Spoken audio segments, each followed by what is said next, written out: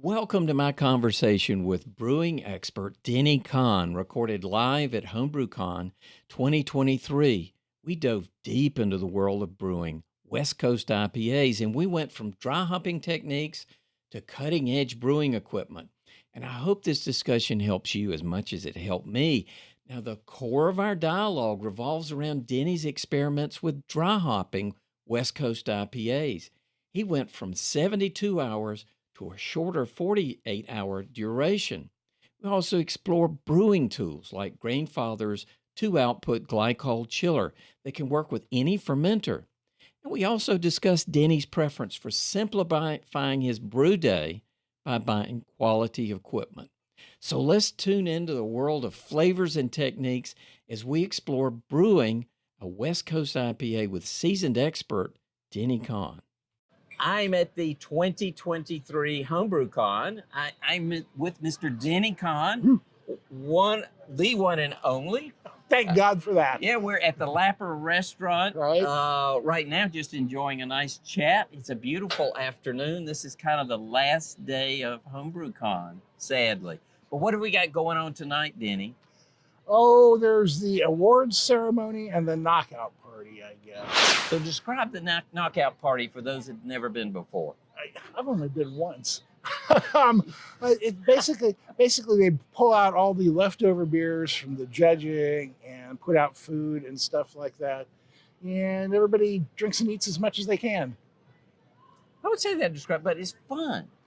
Don't leave out that part. Okay, it's fun. Yeah, and sometimes Denny shows up. Sometimes. I don't think I'll make it tonight, actually. Okay, all right. Well, I was hoping. Yeah, well, no guarantees. No guarantees. Way. Okay. So the knockout party is really cool. HomebrewCon is great. Merlinius is over there watching it.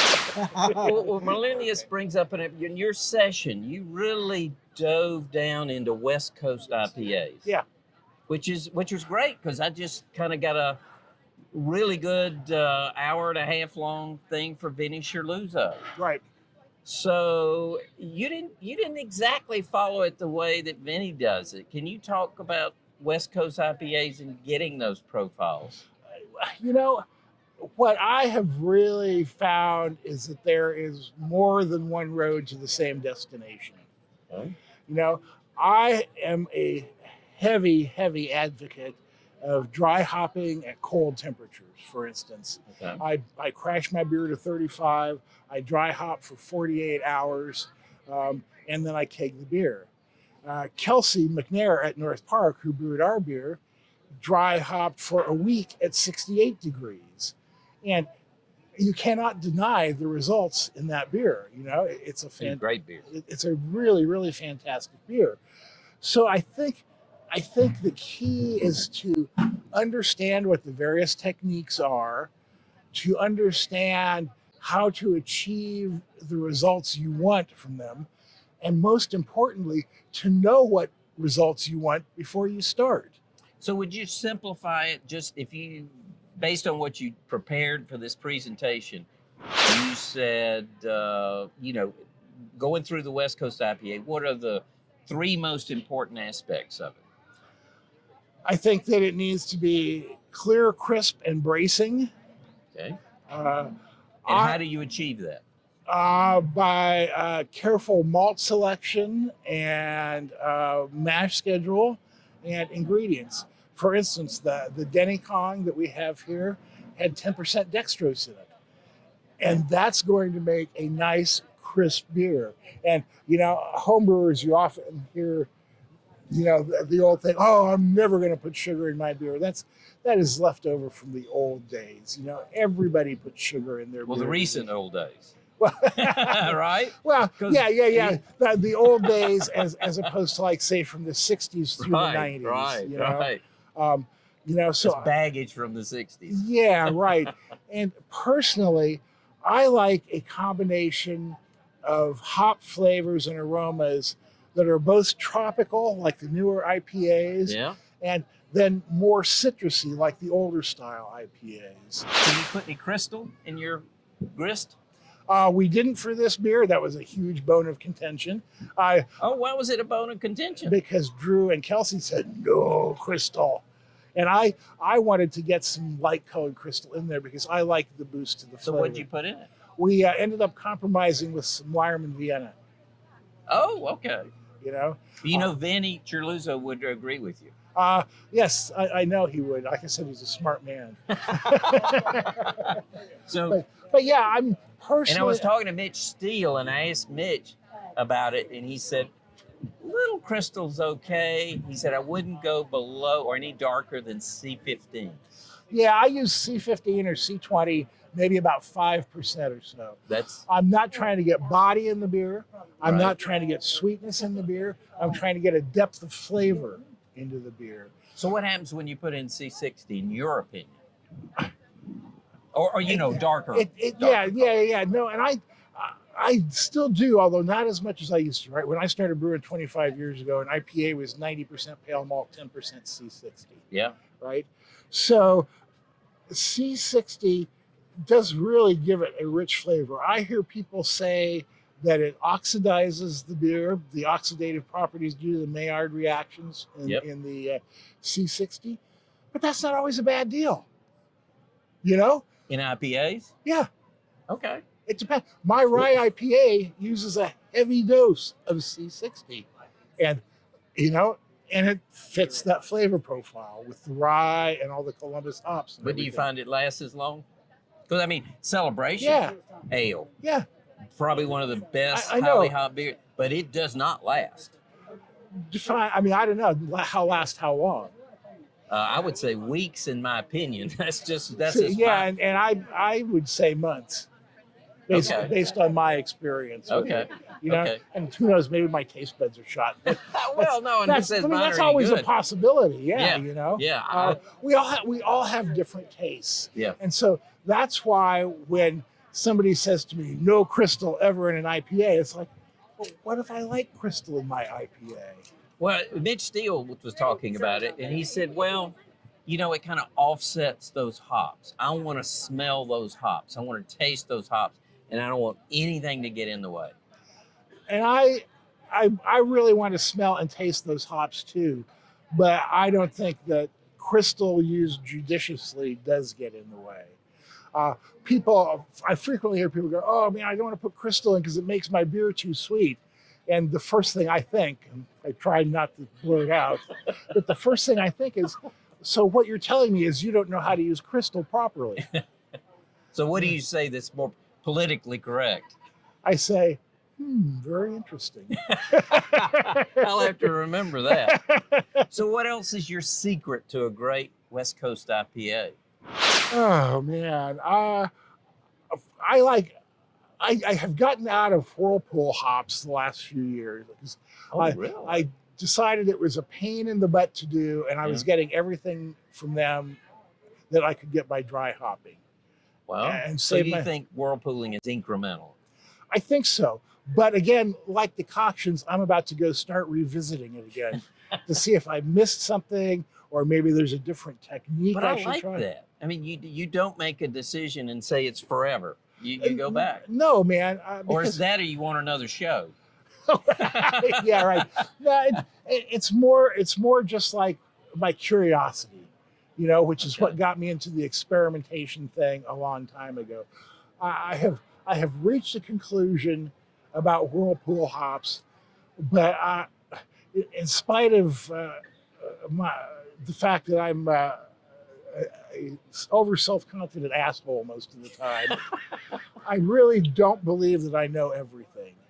Which times has your curiosity gotten you in trouble? Oh boy. Is that a long story? No, it's like there have been several that I can remember. Fortunately, I've never had like too many recipes that just don't work. Yeah. I can remember many years ago making a porter with all nugget hops and pouring it out. And it's because that came to me in a dream. Right? I had a dream that I was walking down the boardwalk in an old western town, and I saw a poster on the wall of a saloon for nugget porter. So you acted on it. I made a nugget porter, and before I'd even tried it, I planted nugget hops because I thought, oh yeah, this is a sign. I'm going to plant some nugget hops. I hated that beer. It's So just do you still have the nugget no, hops no. growing? After about 10 years, I managed to pull them out. I've been trying to kill my Cascades for the last 15 years, and I knew you'd been trying to pull some out. I just cannot get those Cascades to die, no matter what I do. All right, so let's go back to the West Coast. So you you don't bother with whirlpooling. I haven't recently. I'm going to experiment with it again. Okay. I think that no darker than C15, kind of like Mitch said. Yeah, if at all. Maybe 20, depends on whatever 20, I've got in the grain bins. 15 or 20 in Crystal. What else do you think is crucial to West Coast IPA? I think that the Yakima Chief Survivables chart that was fascinating. Has improved my IPAs immensely by being able to make informed hop choices about which hops to use and when to use them. Explain that. I was fascinated. And also share where you can find the chart. It's on Yakima Chief's website. I don't have the exact link. But it's called Survivables? Yeah, there's a Survivables booklet that you can download from them. The idea is that they have analyzed the oils in the hops, deciding which ones will survive through the whole process and can be used earlier, and others that should be used later, right? And besides that, they have, by analyzing the various oils in each hop, they've given you a way to combine hops, right? Which they said was important. Oh, you said it was important. Well, I think it's very important for a depth of flavor, right? Yeah. I mean, it's like if you combine two hops that are high in linalool, you're going to get kind of a one-note beer. But if you look at that chart and pick a hop that's high in geraniol and a hop that's high in linalool and use those together, you're going to be getting a much more dynamic hop flavor out of it. So when you get your choice, which hops do you use and when do you use them based on what you've learned from the Survivables chart? I don't think that there is a hard and fast rule. Well, I know that, but I'm asking you personally. Yeah. If you were going to brew one and I said, oh, let's do a recipe together, what would you suggest? I would go and look at my hop freezer and see what's in there and then sit down with that. I mean, I've got like 20 or 30 different varieties of hops in the freezer. Okay. So I would go and check and see what's in there, see what looked appealing, sit down with the Survivables booklet and see which ones would go with which other ones and when I should use them. You can't always get the hops you want. That's right. So you have to adjust, The other thing that has really... So is the grist pretty consistent? Yeah, my IPA grist is pretty consistent. I make a lot of IPA because it's about the only kind of beer my wife really loves, If it doesn't have 70 IBUs, she is not interested in the beer, and a lot of aroma to it and stuff. Natalie Chirluso would agree with you. That's exactly what Vinny said. Yeah. So, my grist tends to stay the same. I may alter it a bit from one batch to the next. But what I do generally alter is the type of hops I use and to some degree the schedule that I use. Do you adjust that based on that Survivables chart or is that another thing? Yeah, I do. So give us an example. Just make up a hop. Maybe you can remember something off that Survivables chart. I really don't remember it. Well, let's make up one. I don't remember what I did this morning. morning. Hop A on the Survivable versus hop B that's less survivable. What would you do? And you want to the more survivable hops, obviously, you would be using earlier in the kettle. Some of the less survivable, you might do like for post-fermentation dry hopping. Yep. Some that are a little bit more survivable, you might do if you want to do active fermentation dry hopping. Okay. I have become a huge fan of the Cryo Pop Hops from Yakima Chief, which is a blend that kind of makes use of the survivable information. That's where it came from. And the idea is to give you a pop of fruit flavors. Now, I love cryo hops in general, and especially those. But the one thing is, and this is something we stressed in our seminar, is the more processed a product is, the more one note it tends to be. When I started using cryo hops, I loved what I got out of them, but I felt like there was something missing. Yeah. Right? There needed to be a rounding to that flavor that just wasn't there. And that is because when you use cryo hops, the bract part is missing. You're not getting any of those polyphenols and tannins and stuff like that. So I have Yakima Chief also makes things they call American Nobles, which is the brat left over from the processing of cryo hops, right? And they call them American Nobles, not because they are like noble varieties like in Europe, but because they have the same kind of qualities within the type of hop that they are. So you use both? I do, and that way you can kind of custom design your hop. Okay. Right? You put in the Cryo Pop, and then you add enough of the American Noble to get a little bite of those tannins to it. The other thing that I've started doing that is pretty much the same philosophy, and I think I might like even better and is easier, I've started using Cryo Pop and Cascade T90 in a 4-to-1 ratio. Okay. So I use 4 times as much cryo as I do Cascade T90. And I've done three. But it's important to have that vegetable matter. It is, but you don't want green matter, whatever you want to call it. Yeah, right. You don't want too much of it, because then you're getting into the hazy IPA territory, right? But it really does kind of fill out the flavor by doing that. So I've done 3 batches now with that dry hop philosophy, and I've been real happy with all of them. So when you dry hop one, let's go back to our example. We have hop A, we have hop B. The hop A is in the more survivable. You might use that earlier, maybe just after Whirlpool. Yeah. Then hop B, which is less survivable, you'd put that in just a cold dry hopping. Yeah, right. How long and how cold? I cold crashed to 35, and I let the beer sit there for 3 or 4 days because I want it to be ready to keg after 2 days of dry hopping. Okay. Right. So I don't want to put those dry hops in and then have to have the beer sit longer before I can keg it. So I crashed down to 35, wait 3 or 4 days. I probably don't need to go that long, but just to make sure everything's okay. Yep. I add in my dry hops. I let those sit for 48 hours. And the other thing I've been experimenting with recently is 48 hours versus 72 hours. You wouldn't think that would make a big difference, right? I have been doing 78 or 72 hours just because it's hard to get over the old feeling. You need to have those dry hops in there longer, right? Yep. And so on the last beer I did, a Belgian IPA, I put in a couple ounces of Amarillo for dry hop. And after 48 hours, I forced myself to keg the beer, right? And damn, was it good. Those Amarillo dry hops came through so after huge. Only 48 hours. Yeah. Well, and it's because the research has shown now that after 48 hours, you're pulling out polyphenols from the hops, and they're starting to reabsorb all those flavorful oils that you want. So what you just got out, it's soaking back up. That's right. So you're not going to be getting more out of it at a longer time. You're actually getting less out of it for a longer time.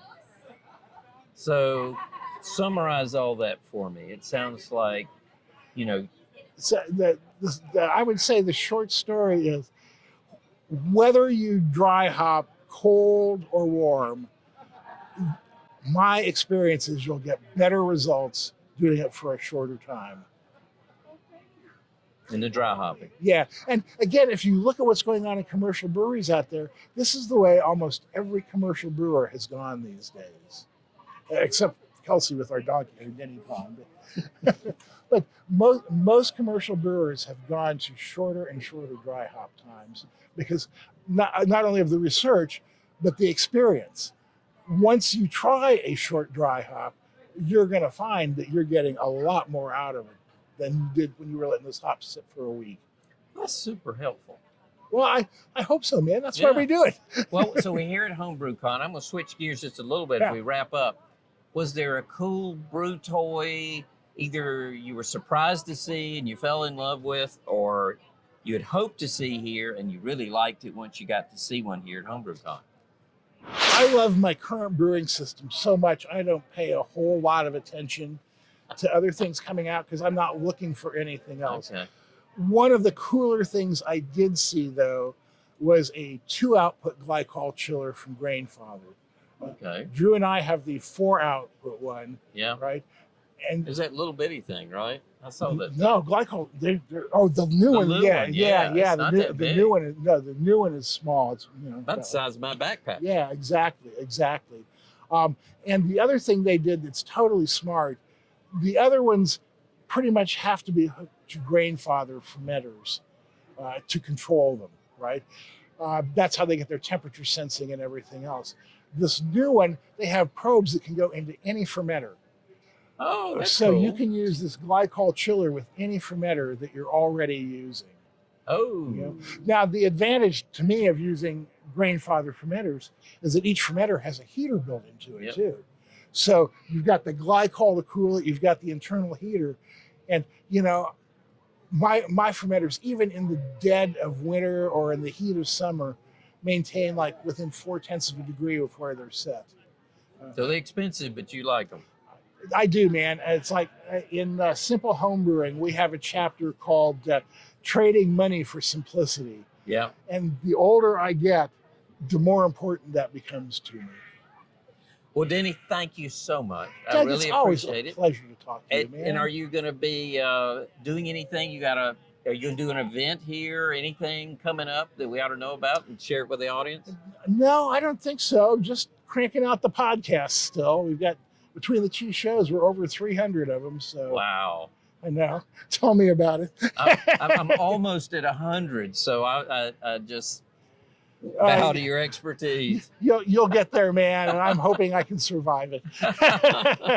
Well, thank you. I appreciate everybody. Merlidius, thank you for cheering us on, and we'll be interviewing some other folks. So cheers. I love that discussion of dry hopping West Coast IPAs. It was super helpful for me to learn the importance of timing and the innovative equipment that can elevate my brewing process. Now, if you've experimented with West Coast IPAs or you have thoughts about Denny's methods, I'd love to hear from you in the comments below. And now here are some perfect videos for you to watch next. They're linked on the screen for those that want to dive deeper into the world of brewing. And don't forget to check the links in the descriptions for resources and tools that can help you on your brewing journey. So I want to see you in the next one. Cheers.